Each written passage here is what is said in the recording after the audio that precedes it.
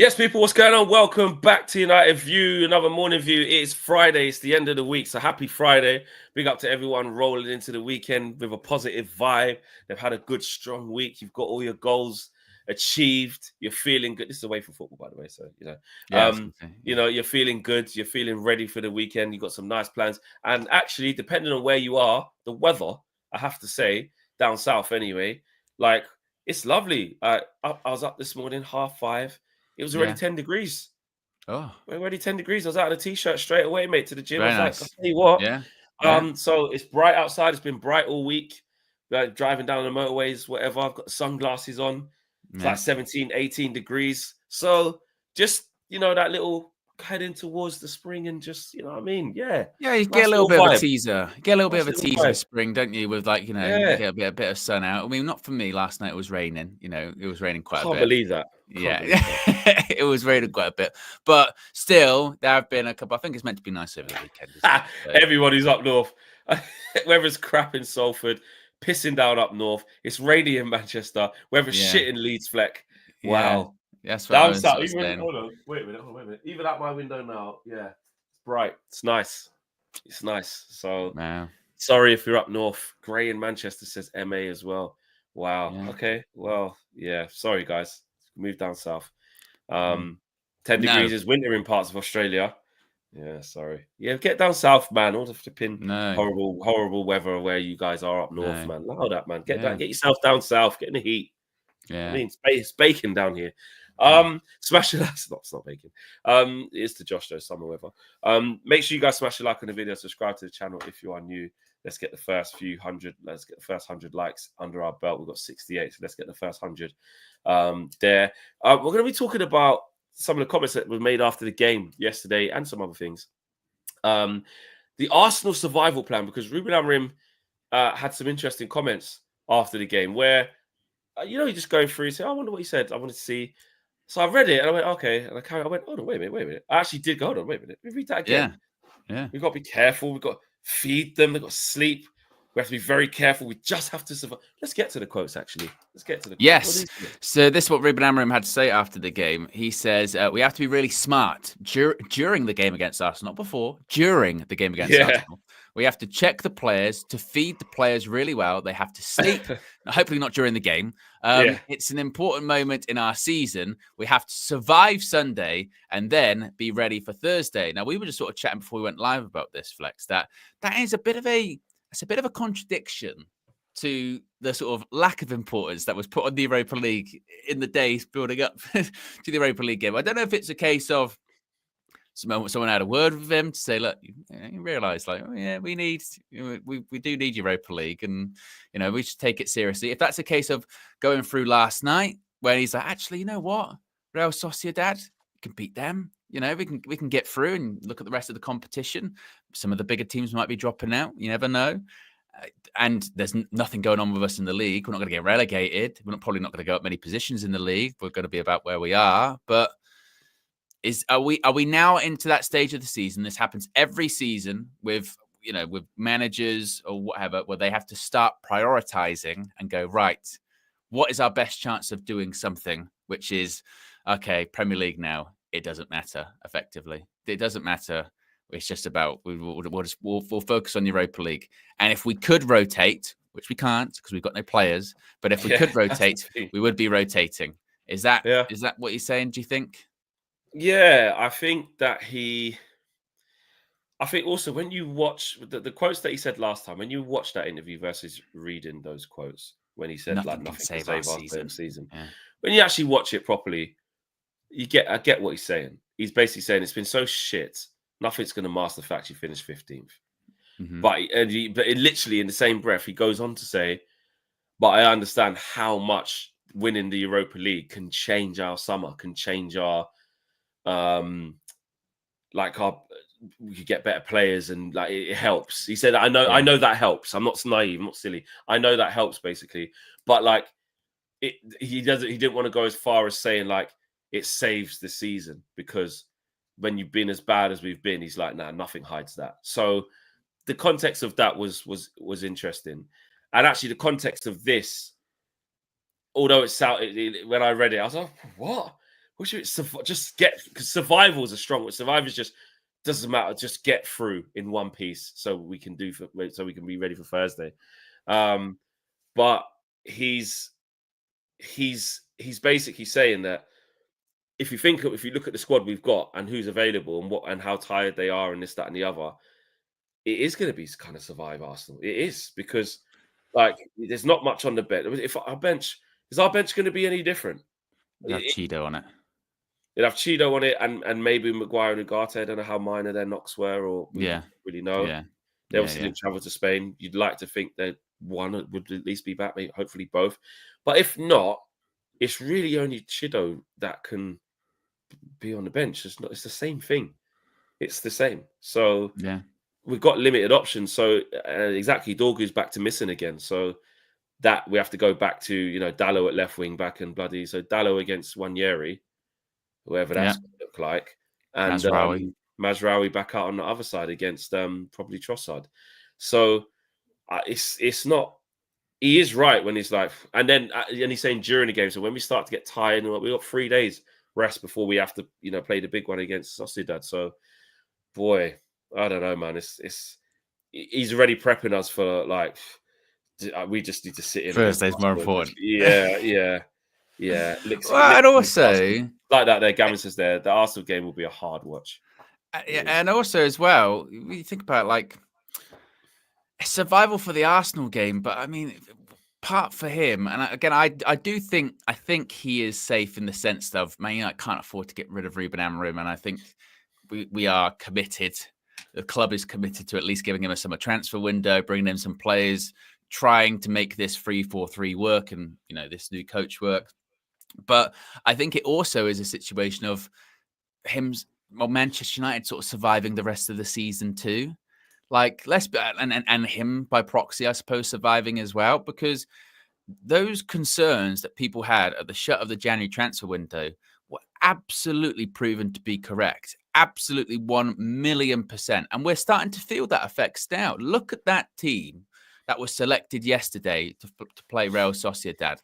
Honestly, and I know that this is, and it's part of the problem, I suppose, of Manchester United, that the starting 11 was probably worth, or the value that we purchased them all together for was like over 400 million quid.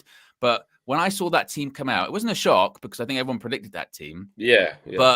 But you look at it and go, that team is terrible. That team is on paper. Oh my God, that's awful. Then you go to the bench. You look at that bench, you go, there's 7 people on there. 2 are young academy goalkeepers. Only a couple of them can really come on, not even change the game. When your best player to change the game on the bench is Christian Eriksen in 2025, who's leaving at the end of the season on a free. You go, what is going on? So those concerns coming at the end of the January window, where it's like, well, moving on Rashford, moving on Anthony, that's not a bad decision. Because we said, there was issues with Rashford and Amorim. Anthony, flop, not worked out at Manchester United. So those decisions to move them on aren't incorrect. But the decision to move them on and not bring anyone else in, even temporarily. And I'm not, and it's not to say that Tau was the option either, because financially didn't make sense. I'll say to Ineos, fair enough. That wasn't the right deal for us financially, and it is tight. So cool. But we just needed a body. We needed a couple of bodies, and last night's evidence of it, just to fill out the bench. Obviously, injuries haven't gone our way since then, and they didn't anticipate to lose Ahmad, and they didn't anticipate to lose Kobbie Mainoo for the times that they have. But everyone pointed it out when the window shut, and they went, right, let's go to the Man United website. Let's look at the first team players and the amount of forward players that were there that were greyed out because they were out of the club on loan. There was only like 4 attackers in that team, and then naturally go, well, someone's going to get injured. Well, what happens then? And now we're feeling the effects of that, of Ruben Amorim sort of going, yeah, it's tough. Like, I probably would have wanted to rotate. Remember when he first came in, he was rotating every game. Well, we've got a lot of games. Now he can't rotate. He can't rotate at all, and he's got to run him into the ground. And it's so funny that it's not funny, but it's crazy when you think about that contrast of like, we went, look at this, we've got like a fully healthy squad. Like everyone was fit before the Rashford thing happened, and that everyone was fit. It was Rashford, Anthony, Mason Mount was fit then, Bruno, Kobbie, Garnacho, That's 6 attacking options there. I know Kobe was playing further back then, to be fair. But as 10s, basically it was a fight for the positions. We were like, a lot of people are missing out here. People are going to be unhappy here. Where's Anthony going to play? Where's Rashford going to play? Where's Garnacho going to play? This Xerxes kid, where's he? Hoyland's got no shot. Like, it was like they were fighting for the positions. And as Ruben was coming in, was like, at least keep Ahmad playing. I hope he doesn't and he did. He kept Ahmad going. So that was another player. So yeah, and then at the back, it was like, Euro couldn't get a consistent run of games. He was in, he was out. Lindelof was kind of always injured, actually, to be fair. Maguire, De Ligt, Martinez, Mazraoui, they were all fit. You know what I mean? And it's not just, and this must be stressed. It's not to say that, so you're saying we should have kept Rashford, or saying we should have kept Anthony because we had those players and we were still losing. It's not that at all. It's just saying that, again, you can have two things be right at the same time. So again, those decisions were right to move them on, but the decision to not replace them with anyone, even if temporarily just to get to the summer, has left us short. And now we're in a position where we should be trying to prioritize one competition over the other and rotating players, because over the last 7 days, we've played 120 minutes of football plus a penalty shootout. We've played away from home in the Europa League, and now we're going to be playing against the second best team in the league. Like, that's going to catch up to a starting 11 that cannot be changed because we don't have anyone else. If we had other people, not to say we would win, not to say we would be better, but you'd be able to survive. This is what Amorim's saying. You'd be able to survive these games more and be able to prioritize more games than others. And we don't have that. So I think Amorim would be well within his right. And I'd be interested to see what those conversations look like with, Jason Wilcox, Omar Barada, etc. So Dave Brailsford, and go, you realise, like, I hope you're not expecting anything for the rest of this season, because I've got no players. And particularly for the way that I play, the way I play. You asked me to come in mid-season. I said yes. I didn't want to do that. So I hope there'd be an element of paranoia. Maybe this is just me, but I'd be constantly checking in. I'd be like, we're good, aren't we? We're good. We're good. Yeah, we're fine. We're just getting to the end of the season, aren't we? Yeah. We're just getting to the end of the season. Just so we're clear, we're getting to the end of the season, aren't we? Yeah. And we're going to get things in the summer. Yeah. All right. Cool. We get there, it's fucking carnage. Don't get nothing he was promised, etc. He's definitely moving in that way. I'd say. Shout out Terence. Terence is rainy in Malta at the moment, 13 degrees. About the game, Dallo needs to answer for not passing to Hoyland. Off form or not, he didn't trust him, and that's an issue. I see quite a few pieces online talking about how they did actually. He said it. It was Joe Stretford Paddock. Actually, I saw a clip from those guys, and Joe was basically saying about how it's like he just looked up and saw Rasmus and said no, like I'm not passing it there. Like they're not trusting him, and he gets his head back down again and passes to Garnacho. So Ryan says thin squad is on him. He asked and said he was taken and wanted the risk. Said he was taken and wanted the risk. He can always pull up that coach of his. He's still waffling, I see. Thin squad's on him. Because Sir Ryan's always against Amorim, isn't it?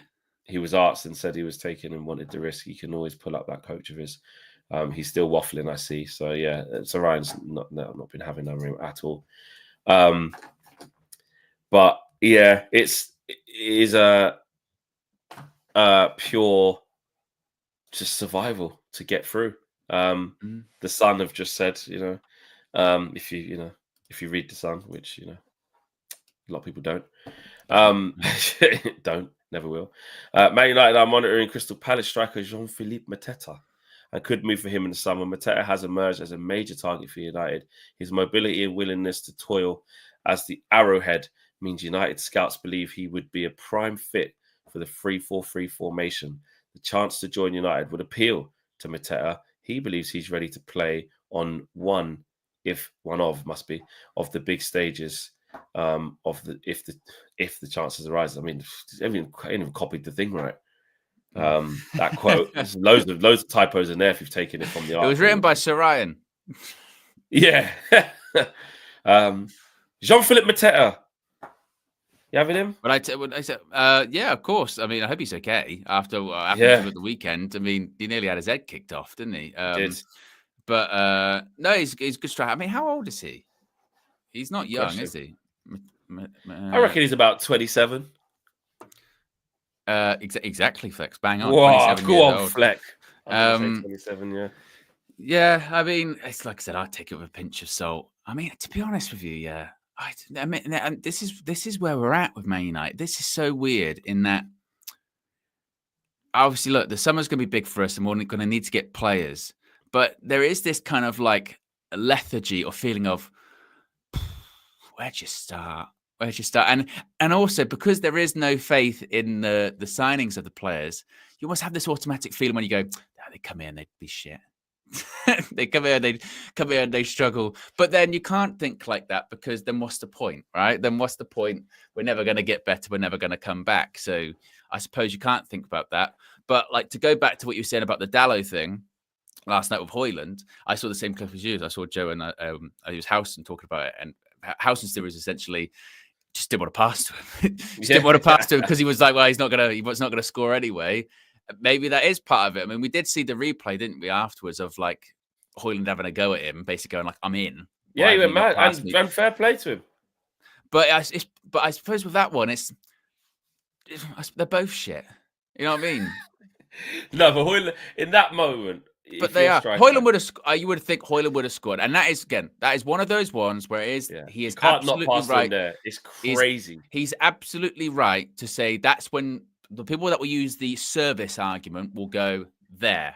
Exhibit A, service, and you will go. Tell you what, can't argue with that one. He's made the right run. It's made the right run at the right time as well. All Dalot has to put the ball in, and it's effectively a tap in for him. Fair enough. You know, you go, okay, service. And any striker you get, if Mateta was there and Dalot doesn't pass him the ball, then Mateta's not going to score that either because no one's going to be able to score that if you're not going to get the ball past him. But the other part of it, you go, well, that's one moment in a game, a big moment, but that's one moment in the game. What did Rasmus Højlund do for the rest of the game then as well? And you go, I don't know because I can't remember seeing him that much in that game. But occasionally he was on the floor a couple of times. Yeah, no, so he didn't once do anything again, apart from that. So it's one of those ones where it's like, they're both true. They're both true, aren't they? It's like, well, yeah, Dalot should have passed, and Højlund, might have scored that, and that could have been a catalyst, and that could have been this, and it could have been that. But once again, what are we, Flex? We're hypothetical FC. How many times? How many times have we done this? If only Dalot would have passed it. If only Højlund would have scored, and Højlund would have done this, and then this would have happened, then that would have happened, then this would have happened. But it didn't. It didn't. What actually did happen for the rest of the game? Nothing. Nothing. If our best player, arguably our best player, was the player that scored in Joshua Zirkzee. Fair play to him. Actually, he does deserve a lot of credit, to be fair, doesn't he? I know he missed the penalty against Fulham, but I thought he did all right in that game. Playing well, though. He's playing well. Yeah. And from the contrast of 3 months ago, where he got substituted after 20-odd minutes against Newcastle, now you're going, well, mate, stay on the pitch. We need him. We need him, bro. And he's not great. And he's not great. And he's not great. He's not going. But and usually, ironically, I'm saying he's probably not going to get you a goal. Obviously, he scored last night, but he's not the person you that most comes to mind. Like last night, I wasn't thinking. I think Xerxes going to pop up with one here. When he scores, it's like an unlikely source of the goal. But in terms of his generic play, which is why people again move away from the stats and figures and GA and stuff like that. How is he helping the team? He does help the team play better. And we have to, it's hard, like I was saying about Yoro, who's improved in recent weeks, De Ligt, who's improved in recent weeks. There are some small positives going on that are bringing a little bit of consistency, which if you could get that out of the rest of the squad, might be able to give you something better. But it's still not enough because there aren't enough people doing it and not doing it to the level required and not doing it for long enough. So Dalot is a prime example. He plays a part in the goal, actually, like takes a good touch, travels forward with it, and then passes it to Garnacho, does his bit in the goal. But other times, got stupid yellow card, putting pressure on us, hung his leg out, got run past a couple times, kicked it out a couple times, didn't cross it, some other shit crosses. Then the other time, then he pulls it back to Bruno and we nearly score again. So there's too much of a disparity between the consistency that's happening. Then you look at Garnacho, another one. He, for large parts, you're going wasteful, wrong decision. Gets that one right, head down, takes on a couple, head up. There's Xerxes, lay it on for him nicely, good goal. Then goes back to a little bit of shooting near post again, hitting the side netting, like just wrong choice. Then eventually gets taken off with 10 minutes to go, I think. So that sums us up. Bruno, the saviour most of the time just to keep us in games. Done it against Fulham, done it against loads of teams this year. Was playing well, actually. First half, I thought he played well. Nearly scored himself, laid on a few chances. We go 1-0 up, gives away a pen. Like, I know it's unlucky or whatever, but it's a pen. And you're just like, you know what I mean? So there's some players doing some good stuff, but it isn't for long enough. Like you said, in the first 20 minutes, the first 20 minutes yesterday, we were all referring to the first 20 minutes against Fulham, going, actually, let's not get excited. We haven't scored yet. We're doing all right here, but then this tails off. And then the other team get back into it. And then we scored in the second half, innit? It's 0-0 at half time, isn't it? Yeah. So again, it was another first half without a goal. So that's more damning stats again, that's a regular occurrence. So that's what you look at, is if that's what you are. If it just happens here or there, you go, we need to address that. But when it happens every game, like what is it, 20 odd halves or some first halves now or something? Something crazy, something crazy anyway, without any first half goals. And it's like, how are you going to win games like that? And actually, if you was to add in how many times we've conceded as well in them first half, like how many times we're 1-0 down at half time or something like that, probably it'd be even higher.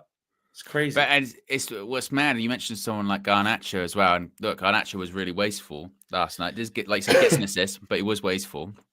But this will be, I'm sure, will be a frustrating thing this will be a frustrating thing for Amorim, which will be like.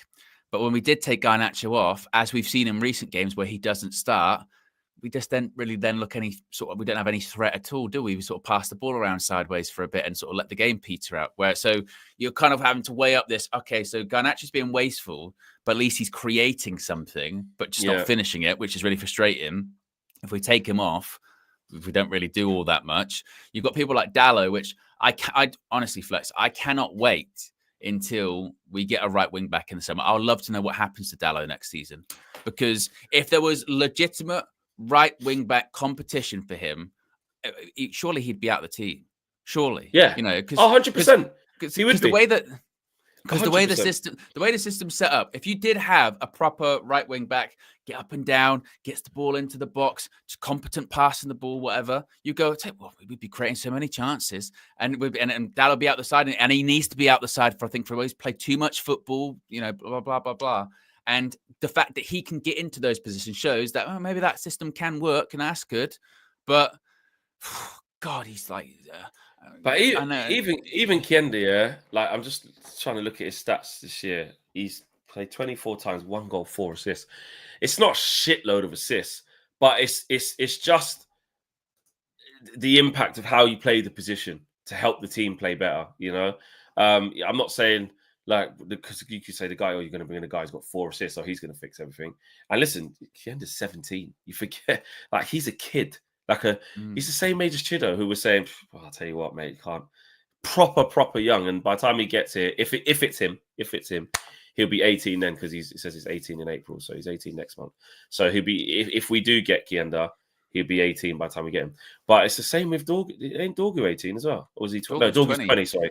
Dorgu's 20. So it's bringing that squad age right down. Yoro's 19.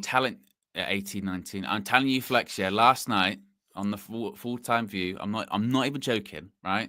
There was legitimate Dorgu, man. He didn't have a good game, and he kind of struggled, and he got sent off recently. And you're going, no, wait a minute. And I do that. Paul Merson settings. That's why Kenda, if he comes here, I worry for him, Jeff, because. And it's not. And before people go standards ruthlessness, it's not. With this, at Man United, you cannot have a bad game, especially a young player, because get rid of him. Get rid of him, rip up the contract. And that's when we were going back to the other day, wasn't it? When we were saying like, that Steve Ralston was criticising, Amorim should have brought more youth players with him. And you go, that team's young enough as it is. Like you said, Lenny Oro, 18, 19, Patrick Dorgu, 20. Obviously we'll get Cheeto in there. He's 17. If we got in Kenda, be 18. That's a lot of players then that are teenagers, and that's when you should be looking at. Again, the senior players at Manchester United, are they leading by example? Are they doing enough? And what we have to do as fans is, that's why I think someone like Dallo, you can have a bit of a go at Dallo. How old's Dallo at this point? He's not exactly old. He's 26, 25? He's 25. So that's when at this point you would go, look, you've been at Man United a while now. You've been playing this team a while. You're a senior player. Your performance is there. Not good enough. Like, that's not good enough.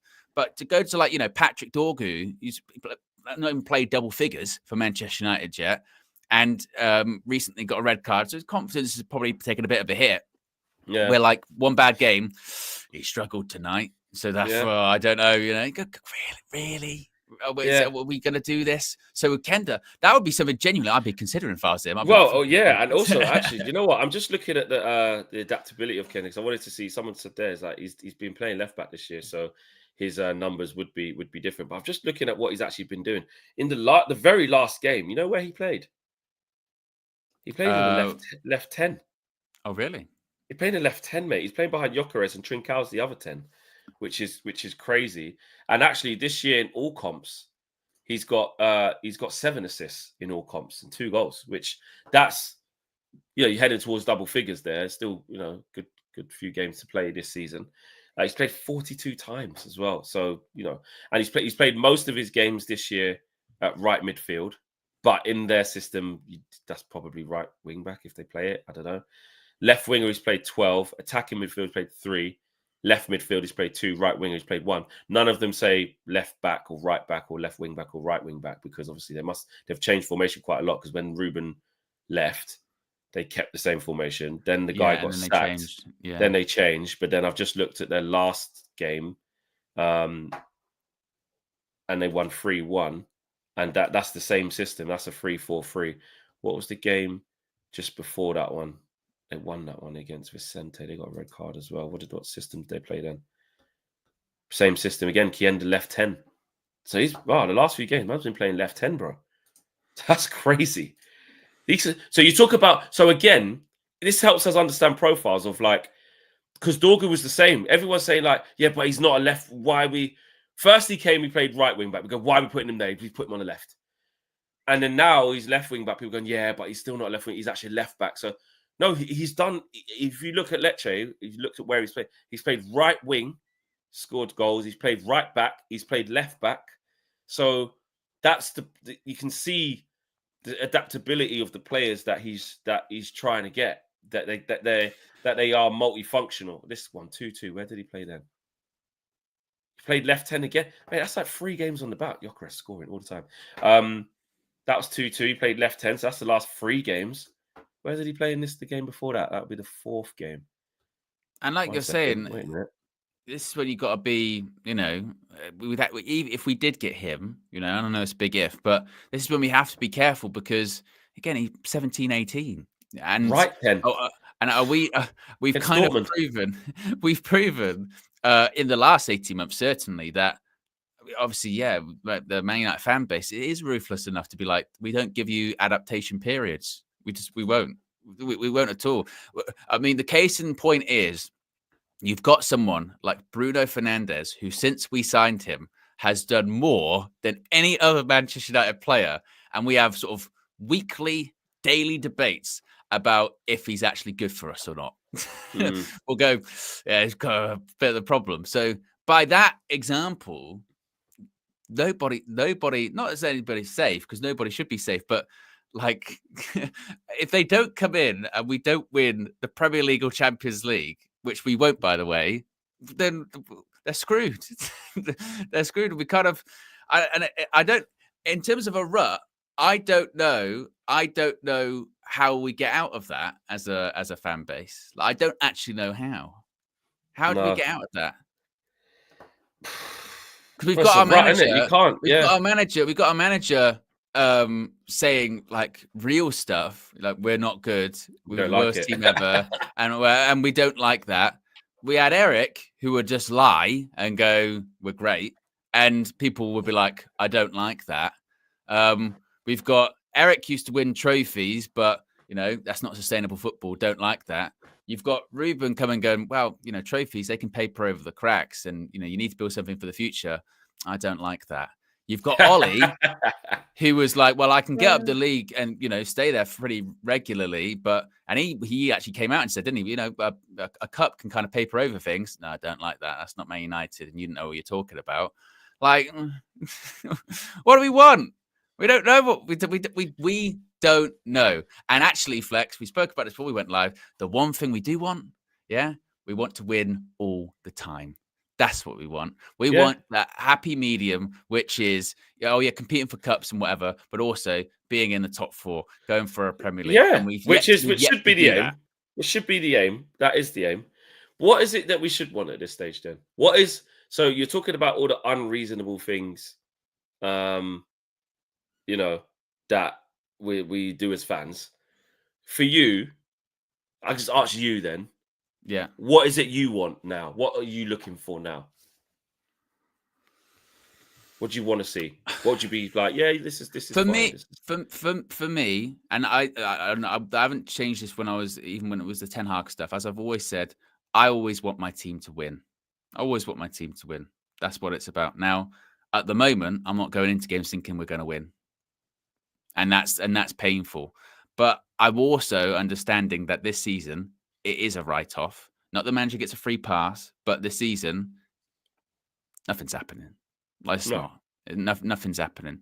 So if it's about building for next season, fine. If it's about getting to the summer, laying the foundations now for the summer, then I'm fine with that. Easier said than done, because we've heard this a lot. A lot of people have said this. I don't care. This season is a write-off, and then when we do lose the games, it hits very, very different, doesn't it? We're like, I don't like this. Yep. But for me, what I always want my team to win. I'm also not deluded enough to think that they're going to win most of the time at the moment. So my thing is just to get to the summer and actually have some continuity and just build until the summer. I think what hurt us last season, obviously, not winning the FA Cup hurt us, but what hurt us is there was that period of uncertainty even before Eric stayed, wasn't there? Isn't he going to stay? Isn't he going to stay? Blah, blah, blah. That hurt us.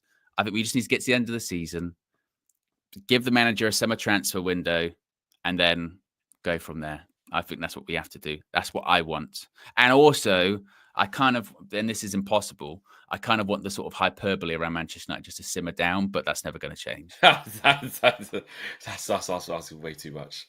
But the reason I say that is we also go, oh yeah, the media, they pile on us, and they do. But also we as fans don't help ourselves with that, because we do the hyperbole just as much as the media does. Like, we feed into it massively, i.e. Patrick Dorgan's never going to make it at Manchester United. Yeah. Manuel Ugarte, he'd literally not started a game for Manchester United at the start of the season. He's the worst signing ever. Yeah. And again, the reason why we do that, I say we, because some people in our fan base do it, but the reason why we do that is because of the scars from the past. So because there's been so many dead rubbers, so many like dud signings, when we see a player now, let's be real, it's turned into don't support them that much until they prove to you that they're actually a hit. And that's where when we were cussing KG saying don't make no songs, and someone said it, they was like don't support the players, and so basically our pushback was, so when we get a new player, just don't embrace them, don't encourage them, just because that's basically what it's going into. And that's why you're getting the so early, like a few games go, nah. That's what I mean. We're in a rut. We are in. And I'll say, sorry, the reason why I say we as well, because actually with Xerxes, let's be, I the first like couple of months, I'm going, nah, no. I listen, greatest of respect. He can't move. He can't control the ball. Nah, I'm not seeing this. And he has started to settle. And now I'm saying, he's improving. He's improving. I know what he can do versus what he can't do now. He needed more time. And again, the bar still, it's not like, so now he is a good signing. Now I can tick that. I'm not saying that. But I don't feel, what I'm saying is I don't feel how I felt in the first couple of months as I do now. Because I've seen an improvement in him. Do you know what it is as well? I think maybe this is also why the rise of the sort of point scoring within the fan base. People saying I've just lowered my standards. He said, that's what I'm saying. You just called him crap. The rise of point scoring is probably because we're so desperate to win and we don't win that we've got to try and win. Else. We've got to win within ourselves. You know what I mean? Within the fan base, we've got to find a way of winning, which usually means I was right or wrong. So that's I was right, you were wrong. So I've won. Man United don't win, but I won. That's how bad it's become, because we can't actually celebrate us sort of just usually winning games consistently. I mean, the fact that I'll keep bringing him up at the moment. He was on Sky Sports yesterday. United Strand was on Sky Sports. He was on Sky Sports I saw News. that. Did you see that? Yeah, I saw it. Yeah, I did. He was on Sky Sports News. The fact that, his hair is like huge. And I was talking about this on the match view last night, the pre-match. When you think about him, when he's going to cut his hair next, right? If we're going, it's 5 United wins in a row. That's the challenge. It's not going to happen this season. Well, that's what I said. So already that means you're not having your hair cut till August, September. Yeah, and obviously when they're not playing through the summer, like, just don't count. You just got to leave your hair. Yeah, so he's not going to have his haircut till August, September. And friendlies don't count, he said. No, so that's already August, September. That's already like 5-6 months. That's what I said, bro. He's going to have dreads. Yeah. Really, for us to start the new season and say, we're going to win 5 on the spin straight away. Of course we won't. Well, and also, and I guess when it goes back to the sort of feeling of hopelessness, you're going, right, so things aren't going to get better maybe for half a year until we maybe could have better players. It's crazy, isn't it? Man. It's like it's nuts, but that's where we're at. So I don't know. The only hope can, I think, maybe be, like towards the end of last season where suddenly just Chelsea were good and everyone went, where did Chelsea get good from? They were rubbish all season and they got good. Maybe that happens to us, but I don't even think that's going to happen. That's not going to be a thing. Let's just call a spade, yeah. He ain't cutting his hair for probably another year. Bro, it'll be March the 7th, 2026, yeah. His hair will still look like, it won't look like that. It'll be just. When was the last time Man United won 5 games in a row? That's what I'm saying, bro. I think I don't even think we did that under Eric. I don't think we did. I think we did. I think it was because we were at the beginning of 2024. We won a bunch of games in a row. I do remember that. Oh, actually, and even the lead up to the Carabao Cup final when we was on that good run. Yeah. Wouldn't it be that? But in a row in all competitions. Yeah, all comps. All right, so in 2024, right, at the beginning of 2024, so we drew against Spurs, we beat Newport, we beat Wolves, we beat West Ham, we beat Aston Villa, and we beat Luton. So that was Luton 1-0. Yeah, no, 2-1 away. Oh, away one. And then next game we lost to Fulham, but we won 5 games in a row in all comps there. That was at the beginning of 2024. I didn't even think it was under Eric. Now, so before that, it must have been Ollie. Now, the idea of winning 5 games in all competitions, even during last season's shit season, is kind of mad. Well, I'll tell you what. Wait a minute.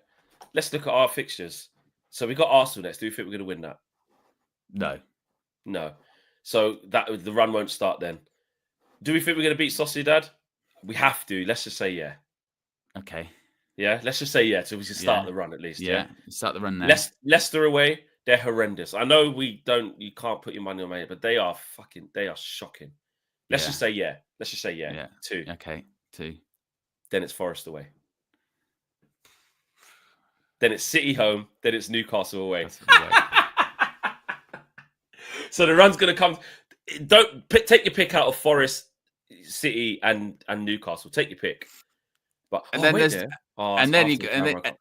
And then you go into like, okay, well, run starts again. You go Wolves at home. You go, oh, okay, Yeah. maybe, I could do that. Bournemouth away. About that run. Then you go Brentford away. About that run. West Ham at Yard. West Ham at home. You go, all right, yeah, oh, okay, oh yeah, okay. Towards the end of the season, carries into next season. Chelsea away. About that run. Yeah. About that run. And then Villa. And at then home. the last game of the season, Villa at home. So no, and even actually, I've just remembered. Season's basically over. I don't mean for our aspirations. I mean, this actually nearly the end. It's crazy when you look at it like this. But those three there, that's a bad run. That Forest away, City at home, Newcastle away. It's going to get quite toxic. I think that's a particularly bad run, and I'm not going to lie. We need to try and get a couple of draws out of them just to so no one says anything.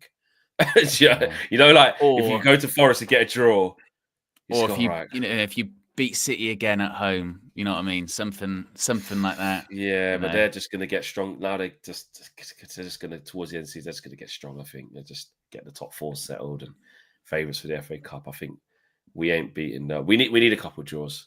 We need a couple of draws, bro. In that, let's be real. Newcastle away as well. Fuck, it'll be after the Carabao Cup final, which they ain't going to win as well. That's horrible. Forest, City, Newcastle. Oh, I'm definitely not. Well, you could say like Forest, City, Newcastle, Wolves, Bournemouth. You're looking at those games. We have to beat Wolves.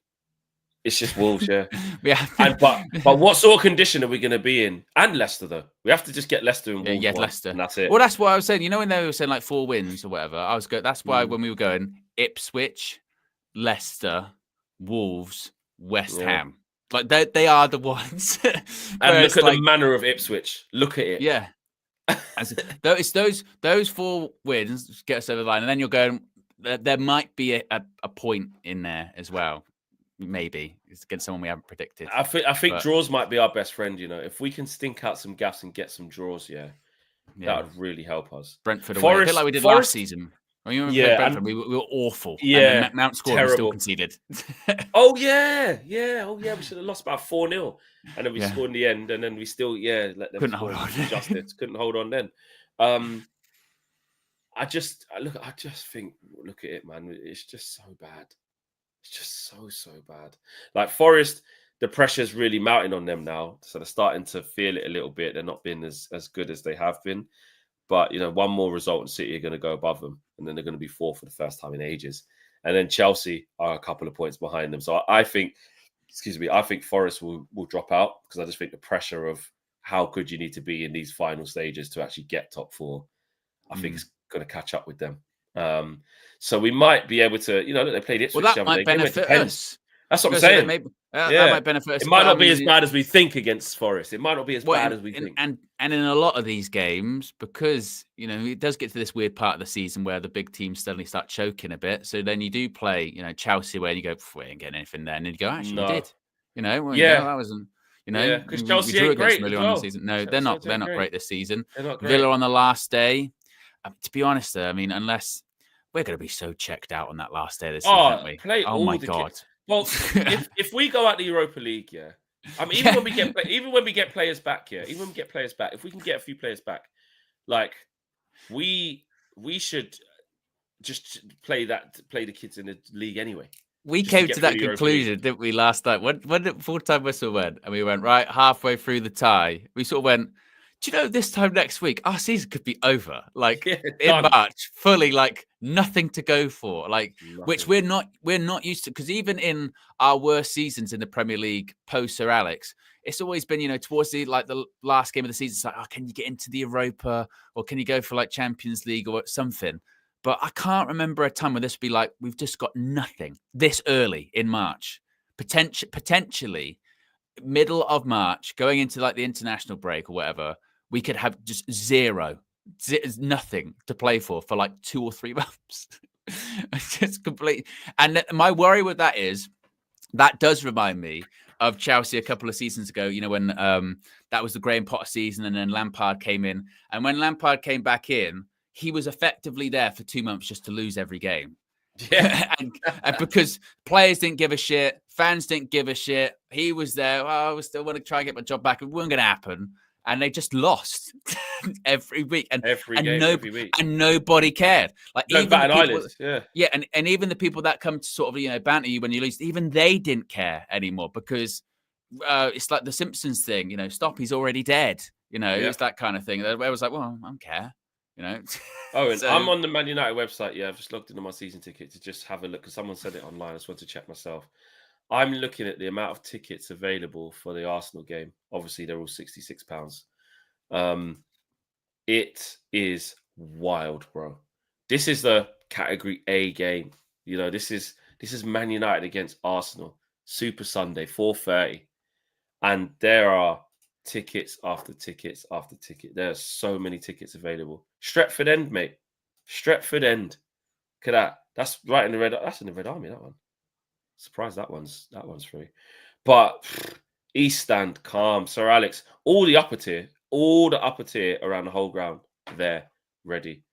Arsenal. What's that? What about Sociedad? Is there loads of tickets for that? Yep, loads of tickets for that. Man City, Derby. Less so, but you can still get a ticket. Fucking hell, £500. Ineos, you criminals. 500. Nah. to watch Man it's United. it's only £500 tickets left. But please note, these tickets are priced over 70. They've got padded seat. In fact, £400. What do I get for that? That's got to be access or hospitality. Please read the full description. I just want to know, like, what am I getting for that? Because Ineos doing that. This seat includes, Victoria Warehouse hospitality package, inclusive of food and beverage. Right, that's hospitality tickets. But even that, £5 for hospitality. But that is what hospitality is, to be fair. It is. So there's only hospitality left for City, to be fair. £1,500 this one. That's in Sir Bobby. Is that... What'd you get for that? Are you in the... That's the Warwick suite. Fucking hell. £1,500, bro. To watch one ticket for this shit. To this Man United. £1,500. And also Yo, I ain't joking, bro. To get raw chicken, to get food poisoning. Yeah. 1,500. Oh my days. Wolverhampton. Oh, fucking, there was loads left for that. All the £66. So the cheapest ticket, literally, I forgot about this, is literally £66. There's no cheaper ticket. That's wild, man. That's wild. Tabarez with Super Chat says, I'm working the last day at Anfield, you family. What excuse can I come up with to not work that day? I refuse to watch them lift the Premier League trophy. I'll just resign. Oh, yeah. Oh, bro, just say you got family stuff or something, right? You got sickness. Explosive diarrhea. Oh, that's something. mad. You know what I mean? Full on. To be honest, just say I'm a Man United fan. They probably won't let you in. Static JA says, I'm in Jamaica, do the conversion flex. Well, saying that already in Jamaica, we want everything in US. So £1,500 in US is probably like 1,800, 1,900. Right, pounds to dollars. Yeah. 1,500. Closer to $2,000. It's about £2,000. So 2,000 US. Yeah, 2,000 US, and in Jamaican, that's Jamaican dollar. That's wild. I don't even want to convert that. That's gonna be crazy piece. What's £2,000 in Jamaican dollars?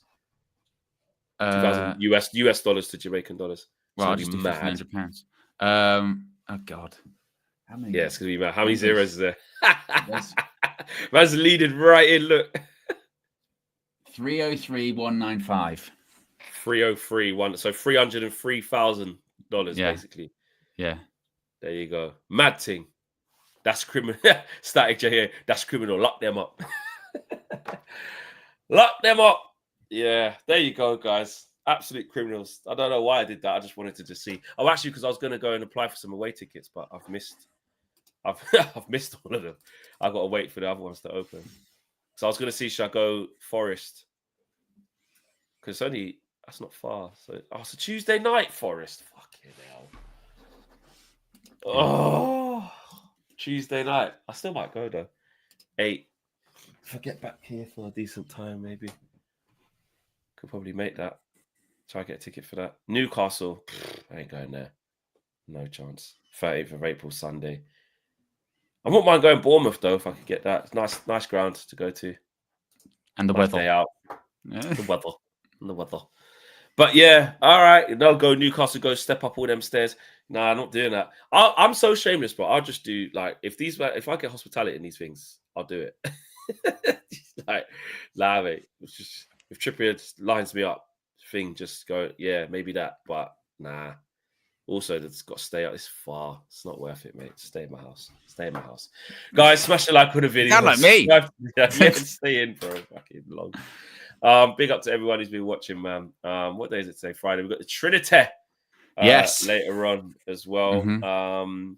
I'm pretty sure they'll release some more quotes maybe from Ruben because there would have been a bit about the Arsenal thing that they would have recorded yesterday. Yeah, last So night. that'll probably come out at some point today.